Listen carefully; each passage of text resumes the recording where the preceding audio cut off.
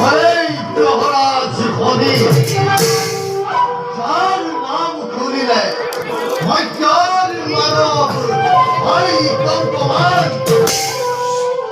সুরেই উপদৃষ্টি করিলে হাতুরা পৃথিবীর অধীশ্বর ভগবানের রাজ্যহারা পত্নীহারা আর কি অথর ভিক্ষারী এই প্রভবতীয়ে অবুদিন মানবর বুঝা পুয়া নাই নাইতো বাকিয়া বুক একেবারে পাহাড়ি গেছে এইভাবে বই মৈত্রই যান অনাথ রাজ্যের রজা